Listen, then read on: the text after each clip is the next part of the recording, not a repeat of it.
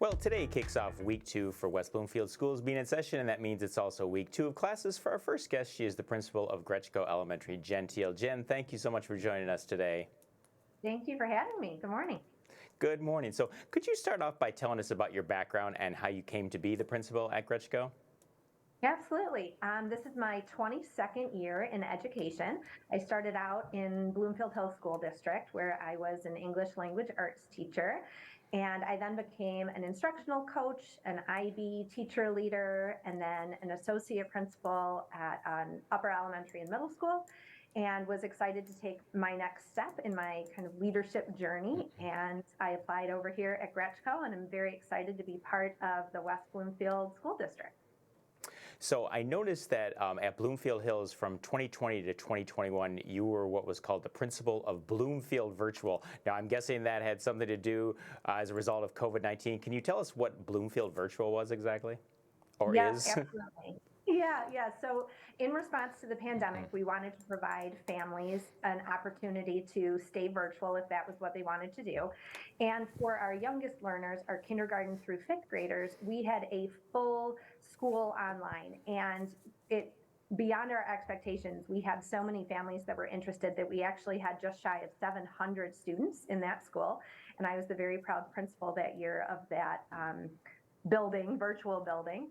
And we had our students were online with their teachers throughout the day. They had some time off screen, but it was live learning rather than kind of remote or parent learning at home. And so we were able to provide that for that school year. Bloomfield Virtual then continued for another year after that for a smaller number of students. About 100 students the second year. And at that time, I had moved on to become the associate principal at Bloomfield Hills Middle School. So what did educators such as yourself learn in the past 2 years about teaching during COVID? Do you think that there's some aspects of things, the way you were doing things during that time, that are going to be a part of the normal curriculum now? I do. I mean, I think, there's a silver lining, and one of the biggest components for me was the relationship with families. So we sort of, were thrown into people's living rooms, as it were, and families had this front row view of what school was about. And I think we learned a lot during that time about how much that helps our learners and our teachers. At the time, our staff had to be really vulnerable and had to put themselves out to be watched all day. And that's no small feat. There's very few professions where someone watches you do your job from start to finish each day. But what it also helped families to understand was that things perhaps look really different than they did when we were all in school.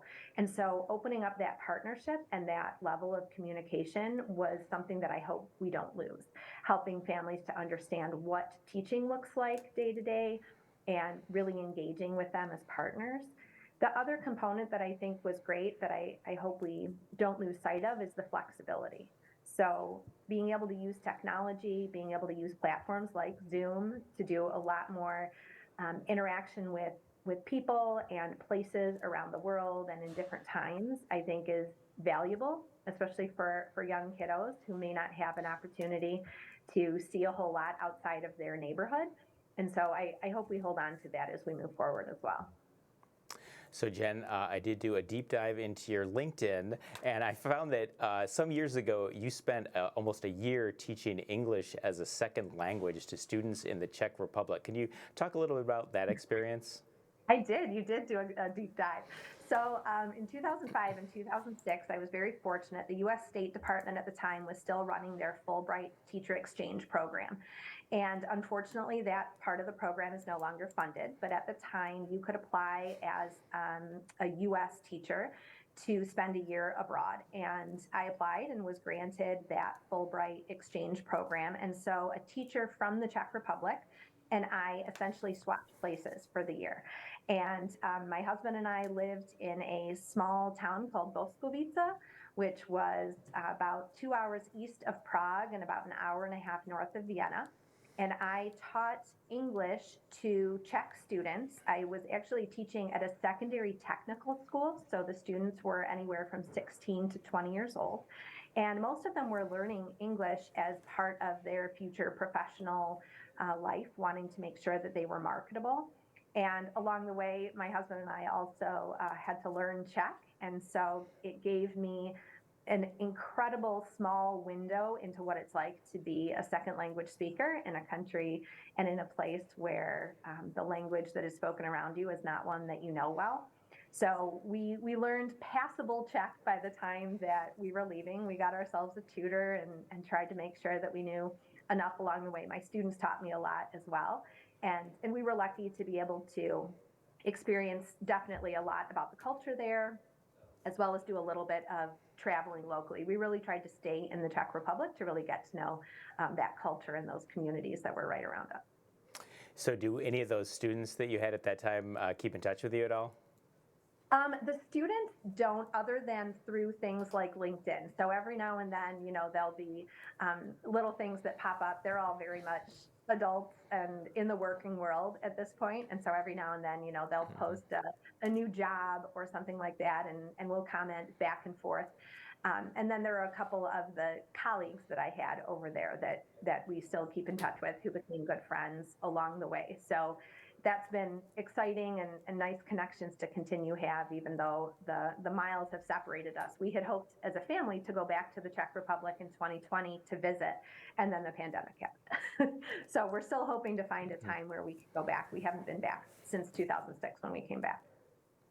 Well, Jen, bringing it back to present day, you are the new principal at Gretchko Elementary. Can you talk a little bit about what attracted you about the opportunity to be a principal in the West Bloomfield School District? Absolutely. My family lives in West Bloomfield, and one of the things that drew us here was the diversity that's really valued in West Bloomfield. And so the opportunity to lead in a community that has diversity in terms of racial diversity, economic diversity, language diversity, cultural diversity, all of those layers was really appealing to me. That's something I deeply value. And so leading a staff in a community of families that value that as well was something I was really excited about. And of course, West Bloomfield has a great reputation. The investment in education and the dedication to partnering with families and the programming that's available are all things that I'm proud to now call myself a part of. And so I knew that the Gretchko community certainly had a reputation of families that are really engaged and involved. And I love partnering with families. I believe that's one of the most important things, especially in early childhood education. So I was excited to put my hat in the ring for a community that really valued that. And Jen, most of your recent work has been at the high school and the middle school levels, but has it been a bit of an adjustment to being around some kids who are just having their first experiences in a formal school setting? Of course, it has been. The year that I was with Bloomfield Virtual, I had kindergarten through fifth grade, but of course we were all virtual. And I'm fortunate to have my own kids at home who are not too much past their elementary years, but it's definitely taken a little bit of adjustment. I think the first couple of days of arrival and dismissal are a good indicator of some of those differences of students being nervous and figuring out what school is all about. But I have to say that I've been pleasantly surprised by how mature even our kindergartners are and how ready they are to learn the routines and get used to school. So it's been really a pleasant surprise that it hasn't been all that different from the world of upper elementary and middle school. The same nerves and the same wonderings and the same excitement, just in smaller bodies. Well, Jen, we want to welcome you to the West Bloomfield School District. I want to thank you for joining us this morning. Thank you so much for having me.